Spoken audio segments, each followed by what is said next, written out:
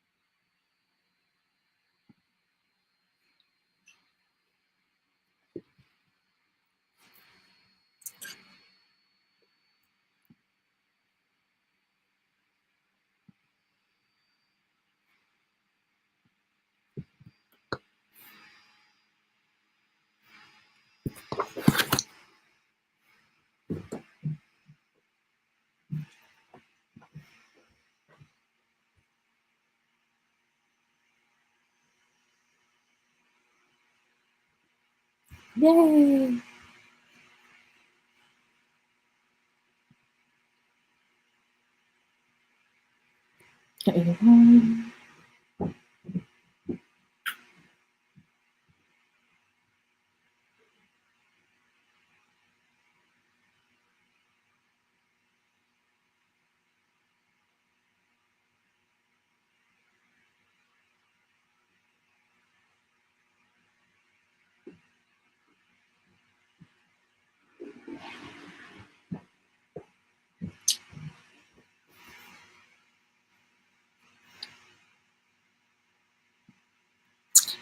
Hello, everybody. Welcome to another training session of, well, today we have a guest expert, so I'm super excited. If you haven't met me yet, my name is Pauline Malubay, and I'm founder and CEO of Pauline Malubay Consulting. And I went from grappling with imposter syndrome and anxiety in the corporate world to now becoming the CEO of my own thriving online business. And I am so excited to have our guest expert, Anna, giving a talk about how to focus on your zone of genius. And as you know, as a systems girl and as a COO to a lot of my clients, I do a lot of this work to my own CEOs. So I'm so excited to have her because she's a real expert in this field. And I'm just so excited. So I'm going to leave you now, and I'm going to leave you to Anna to have her give you all her expertise. Hi, Pauline. Hi, everyone. Oh, are you jumping off? I thought we would have a conversation together. Yeah, I was like, what's going on? I'm back. Anna, tell me a little bit more about your business and how you started. So I started in different ways. Okay, let's start with where I am at the moment. I'm a leadership coach, working mainly with male leaders, helping them reclaim their zone of genius.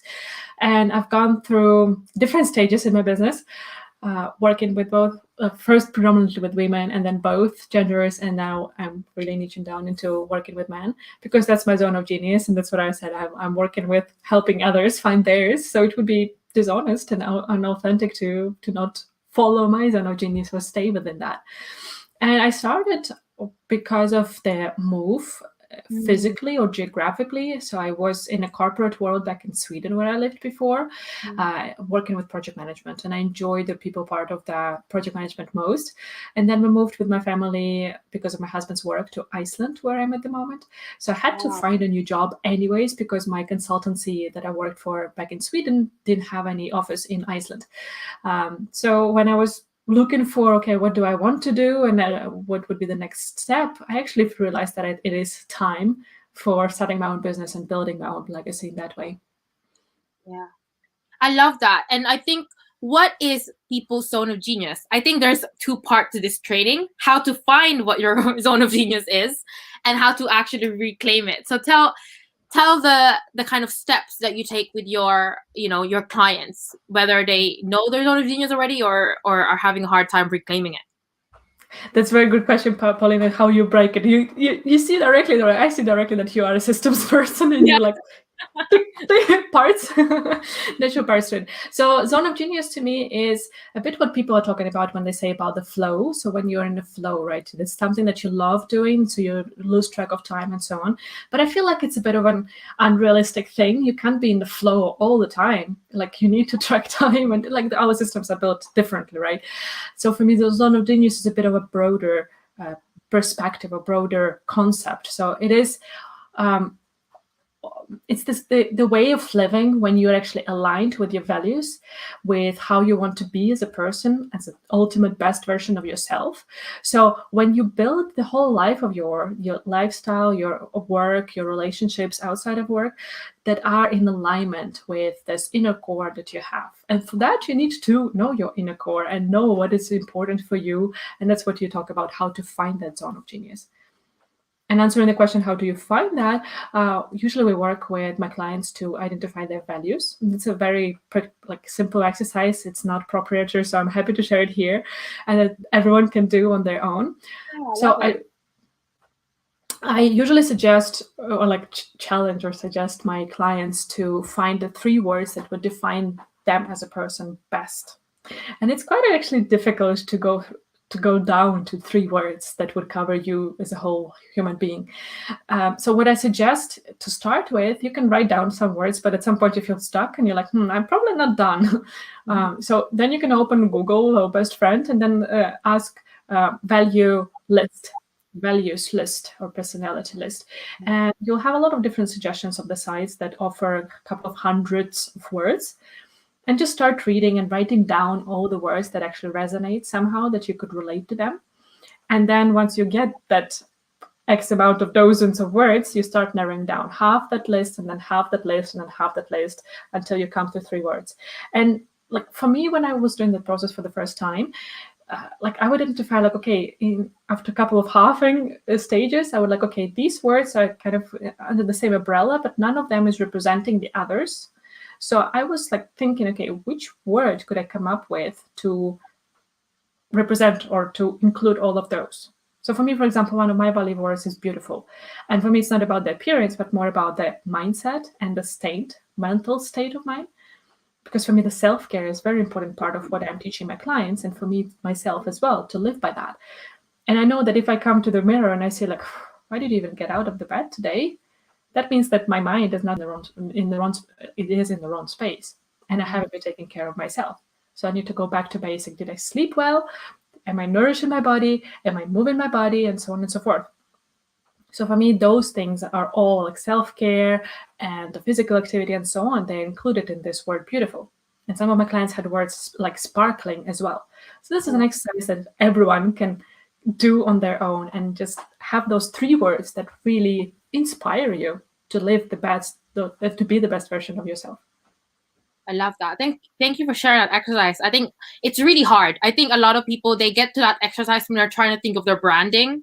A lot of my new entrepreneurs, they start with that exercise with the branding, and it's really useful for seeing your zone of genius as well. And the next part of the question, how do they reclaim?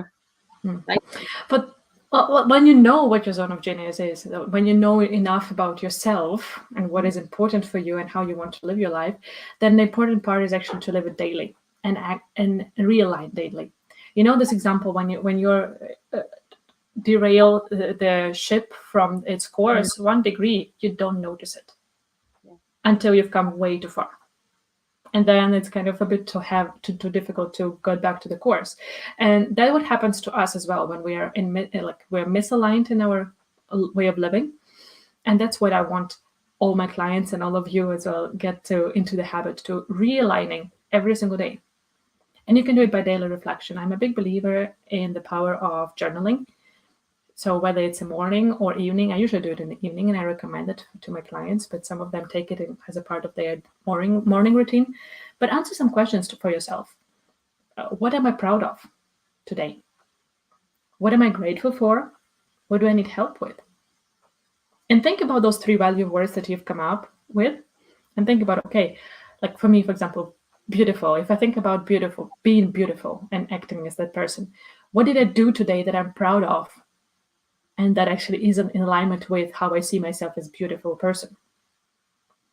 And then go through those kind of checklists for yourself. And then as well with the gratitude, it's the science showing how that is really changing our brain. We're getting different, we're wired different way when we are tapping into gratitude on a continuous basis and every day. So that's a very powerful tool as well. And then with the help, we're entrepreneurs, you know it so well, how we can be alone and feel alone and feel like we need to do everything on our own. So for you listening and watching, it can be actually that you need to ask for help from someone else. I work with corporate leaders, and quite often they actually have a whole team and they are like okay with delegating, but it's more about helping themselves. So they can ask for help to be a better leader. For example, if they know that there is a difficult conversation coming tomorrow with some of the employees, they can write, help me be present and serve my employee well in that conversation. So it's a bit of whatever you believe in, God, universe, higher power, or wise yourself, or the wise part of you within. Ask that power to help you and guide you so that you actually can become closer and closer and closer to that ultimate best version of yourself every day. I love that, because you're kind of so I work with a lot of 6-7 figure CEOs, and a lot of them I'm always astonished by how far they've come with no help or very little help, because they're so bad at delegation. And you're almost the work that if I get a really stubborn CEO that just cannot delegate, you would be great to kind of deal with that mindset. So have you ever encountered that? I know you work with mostly corporate clients and mostly men, which is so great. I love it. What kind of blocks do they have when it comes to actually, not just delegating, but actually finding their zone of genius? Because I think a lot of people, especially high achieving people, they can be good at everything. I really struggle to niche down on their zone of genius. So how do you deal with kind of that block, especially? So I digress a little bit. I have a friend right now. She's still in corporate, but she wants to become a digital nomad. And she WhatsApp messaged me saying, I have so many ideas in my head. I will need to grow my business. I want to be, location independent. And I don't know where to start. I don't know. And she really needs an exercise to really get into her, to kneel down and find out what she really wants to do. There are many questions that you actually ask now that I would love to answer.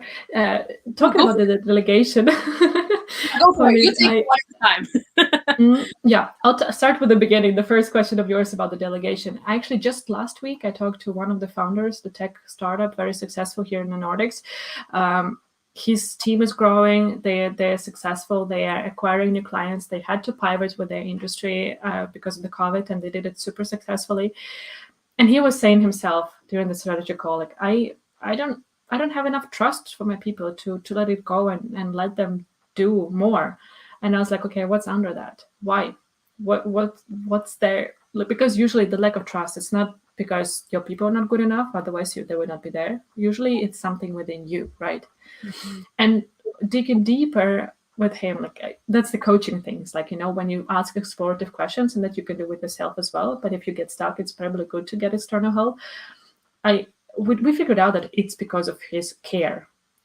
This company survived the first crisis, the economic crisis, in like 12 years ago, right? But then he had to lay off people. He like he said, like, we had to go through a personal crisis, all of the employees, and some people had problems with alcohol and so on. So he cares for his people, and his lack of trust is coming from there.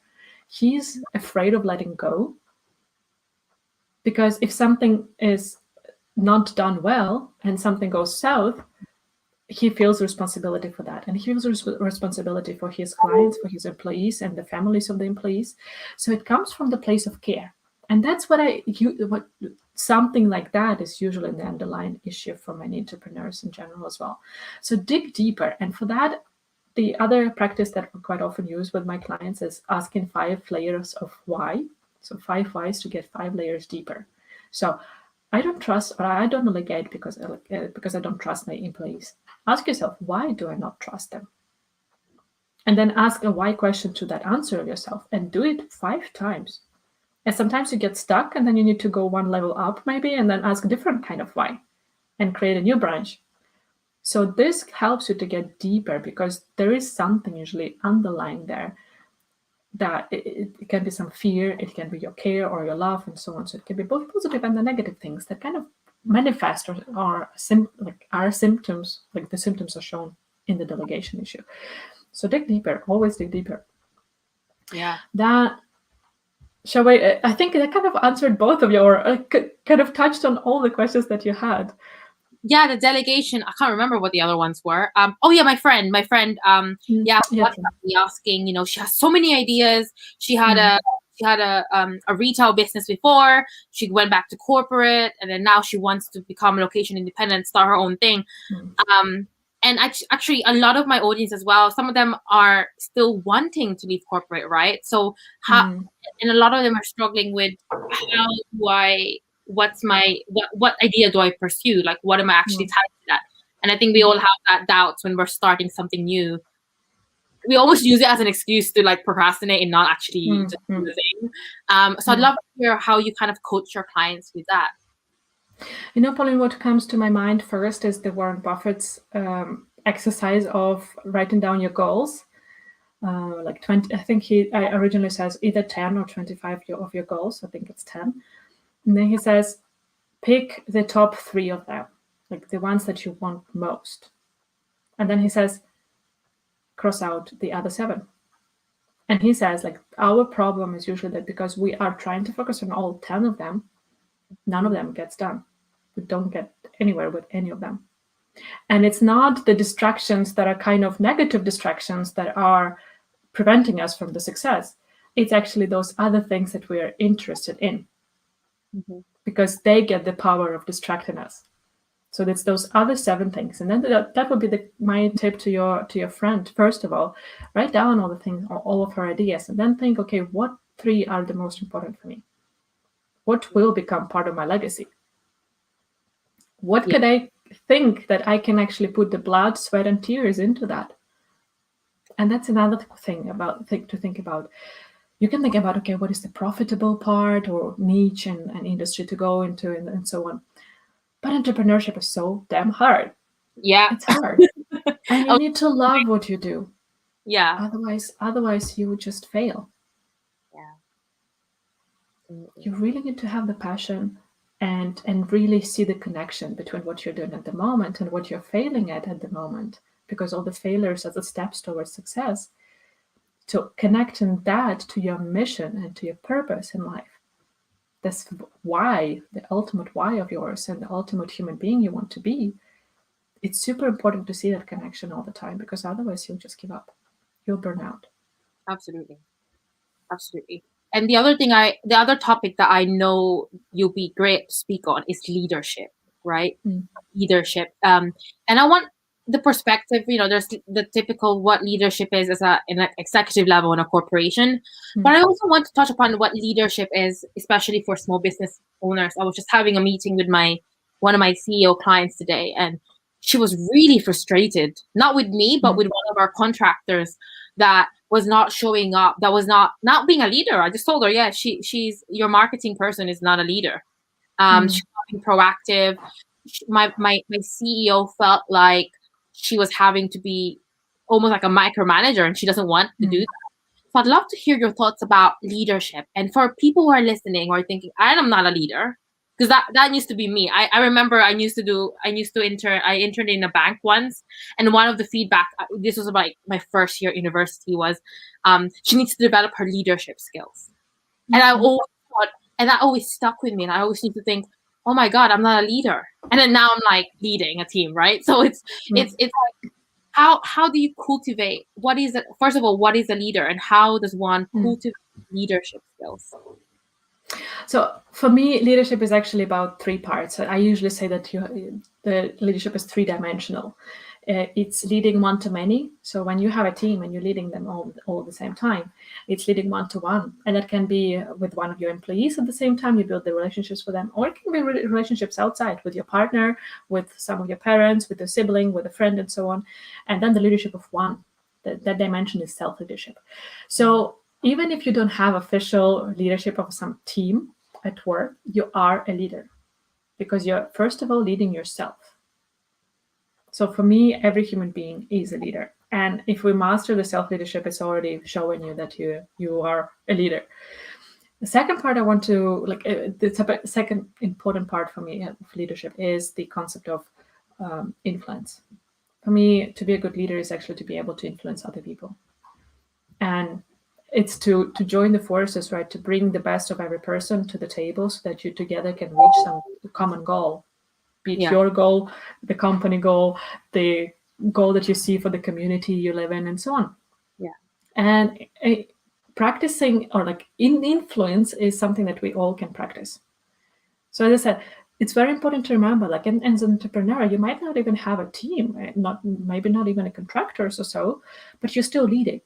And if you think about the influence, you're leading your clients, you're leading your audience, your prospects, you're leading other people who are in the same industry as you are, because you have that influence. So think about that and think about, how do I want to influence other people? How do I want to show up to influence the others? Yeah, I love that. That's amazing. I think I never thought about leadership from a perspective of self-leadership. I've always thought of self-discipline, but I guess now that I think about it, it's kind of pretty much the same thing in a lot of ways. No, for me, it's actually a bit of different. Self-discipline is, okay, let's ask it for the definition. What is the self-discipline for you? Maybe it is the same thing, we just mean different. I think for me, self-discipline has always been, being able to do the hard stuff even though I don't want to. For me, that's self-discipline, just because I know it's good for me, or it's achieving a certain thing or a certain goal. So yeah, I think a lot of it is coming from I was a competitive powerlifter, so I did a lot of sports as well growing up. So a lot of it is being disciplined, like waking up early, doing the training, even though I want to go out with my friends, kind of thing. So yeah. Okay, that's beautiful. That is a big part of self-leadership for me. The only thing that is kind of you didn't mention, and maybe you still have it, you just didn't think about it, is curiosity. So willingness to explore yourself, because discipline is really okay, these are my rules, this is how I need to live my life. So it's kind of static thing, and of course it evolves and so on, but for me the self-leadership is also a lot about the exploring and always learning yourself, learning about the others, trying to understand, find different perspectives and understand perspectives of the others. So this is what I said, this is why I said that for me it's not completely the same. Yeah, got it. So we spoke a little bit about how to reclaim your zone of genius. So do you have a specific plan that you would love to share, or their steps to you that will help an entrepreneur, whether that be their branding or established, that you go through with your corporate CEO clients? Well, as I said, get into the habit of journaling. That's really the thing that I want to nail down, and really bang into each head and each mind that I meet, because it's super powerful. You notice the things, you give yourself space. As entrepreneurs, we can work 15, 18 hours a day, right? And just getting into the habit of taking 2, max 5 minutes every evening to reflect. How do I feel?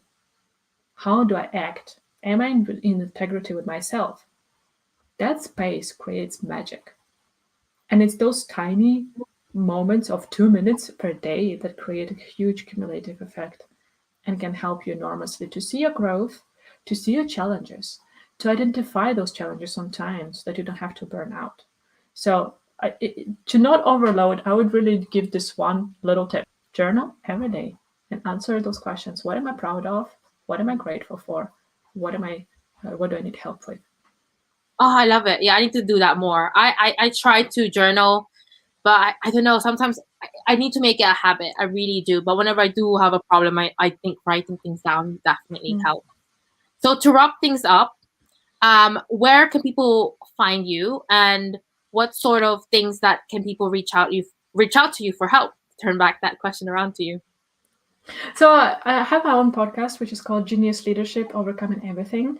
It's on most platforms where podcasts are. So tune in and listen to more conversations about genius leadership. I have guests every week, and we're dropping new episodes every Wednesday. I'm mostly present on LinkedIn, but I also am here on Facebook. So please reach out on any of these platforms. I'll be more than happy to connect and answer all your questions, whether you get stuck with any of these practices or have follow-up questions. I'm always happy to answer those. Great. And what are your kind of things that you help your clients? Yeah, true. I know that you normally target male clients, but I know you're open to all sorts of clients. So what kind of things clients can come to you for transformation? If people feel overwhelmed, or quite often it's high-performing people who have it all from the outside when you look, and everyone is appreciating what they do, they are successful with their career, they have it all, as I said, from the outside perspective, but inside there is something that is kind of, it's never enough. They always question themselves, they doubt themselves, and they feel like the imposter syndrome is very present there, and soon someone will come into the room and say, what the hell are you doing here? You should not be there where you've climbed. So if you have those doubts, reach out. And I want to mention that I usually work with my people for 5 months.